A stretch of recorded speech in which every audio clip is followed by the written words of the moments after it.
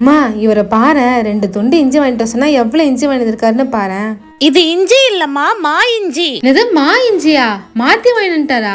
சரி குடுமா, ரிட்டர்ன் பண்ண சொல்லிடுறேன். ஹே, ரிட்டர்ன் எல்லாம் பண்ண வேணாம். இத வச்சு ஊர்கா போடலாமே, சூப்பரா இருக்கும். ஊர்காவா? எப்படி? ஒரு கடாயில 1 ஸ்பூன் கடுகு, 1 ஸ்பூன் வெந்தயம், இது ரெண்டையும் சேர்த்து நல்லா வறுத்துக்கலாம். கடுகு பொரிஞ்சு வெந்தயம் கலர் மாறும். இப்ப அப்படியே ஆற விட்டுடலாம். புளி ஒரு சின்ன நெல்லிக்காய் சைஸ் அளவுக்கு எடுத்துக்கலாம். அது அப்படியே கடாயில ட்ரை ரோஸ்ட் பண்ணிடலாம். மிக்ஸி ஜார்ல கடுகு வெந்தயம் முதல்ல அரைச்சு எடுத்துட்டு அதுக்கு பிறகு இந்த புளியும் சேர்த்து அரைச்சு எடுத்துடலாம். இதை அரைச்சு அப்படியே வச்சிடுவோம். கடைசியில எடுத்துக்கலாம். இப்போ ஒரு கடாயில நல்லெண்ணெய் சேர்த்துக்குவோம். 1.5 ஸ்பூன் அளவுக்கு கடுகு சேர்த்துக்கலாம். கடுகு பொரிஞ்சவுடன் மா இஞ்சி, துருவி வச்ச மா இஞ்சியை சேர்த்துக்கலாம். இதுல இருக்கக்கூடிய ஈரத்தன்மை போற வரையும் நல்லா வதக்கிடணும். வதங்கியதுக்கு பிறகு நம்ம 2 ஸ்பூன் அளவுக்கு உப்பு சேர்த்துக்கலாம். 1/4 ஸ்பூன் மஞ்சத்தூள், 1.5 ஸ்பூன் தனி மிளகாய் தூள், இதெல்லாம் சேர்த்து கலந்து விட்டுட்டு நம்ம மிக்ஸி ஜார்ல அரைச்சு வச்ச கடுகு, வெந்தயம், புளி இந்த பவுடரை ஒரு 2 ஸ்பூன் அளவுக்கு சேர்த்துக்கலாம். 1 ஸ்பூன் அளவுக்கு பெருங்காயத்தூள் சேர்த்து கலந்து விடலாம். இப்ப ஸ்டவ் ஆஃப் பண்ணிட்டு ஒரு அரை லெமன் இதோட பிழிஞ்சு விட்டுக்கலாம்.